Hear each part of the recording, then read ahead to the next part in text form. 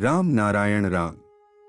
તમે સૌ જાણો છો કે આપણા દેશમાં ઘણી રાજકીય પાર્ટીઓ છે અને કેટલીક તો એવી છે કે જેને ઓર્ગેનાઇઝેશનલ સ્ટ્રક્ચર હોવું જ નહોતું જોઈએ, છતાં પણ એ દેશ પર રાજ કરી રહી છે। જે લોકો આવી પાર્ટીઓને સપોર્ટ કરે છે તેઓ ફક્ત પોતાનું ખિસ્સું ભરવા માંગે છે। કોંગ્રેસના કાર્યકર્તાઓને પગાર ક્યાંથી મળે છે? હું તમારાથી પૂછું છું કે આખરે આવી પાર્ટીઓની જરૂરત શું છે? આ બધાને દૂર કરી દેવું જોઈએ।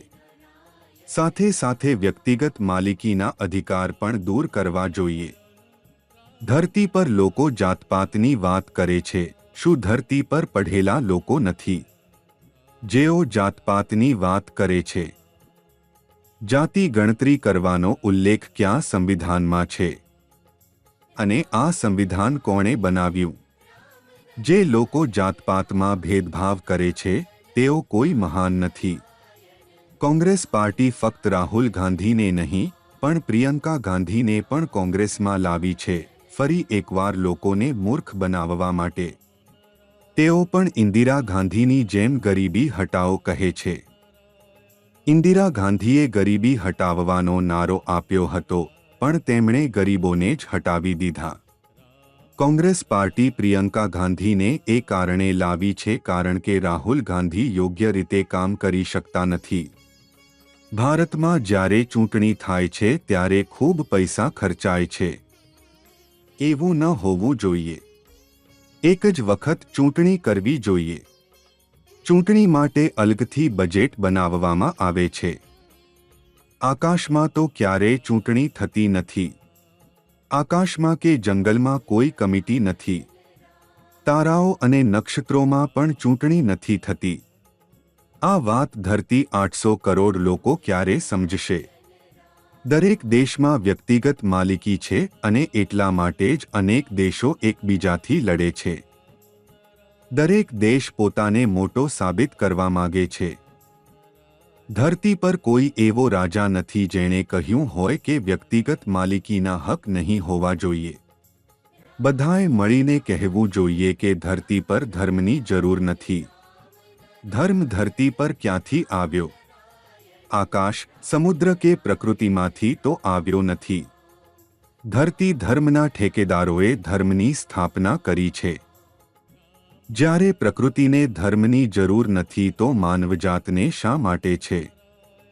માનવ ધર્મ સાથે જન્મતા નથી।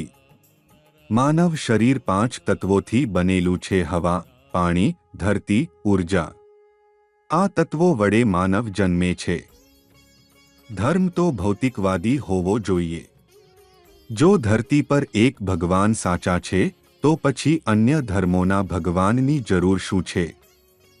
બધા ધર્મોના ભગવાન એક જેવા હોવા જોઈએ હતા, પણ એવું નથી। જો ધરતી પરથી વ્યક્તિગત માલિકીનો હક દૂર થશે તો ધરતી પર ચોર પણ નહીં હોય। જ્યાં સુધી માનવજાત મેનમેડ ધર્મ અને જાતિઓનો ત્યાગ નહીં કરે ત્યાં સુધી ધરતીનું કલ્યાણ શક્ય નથી।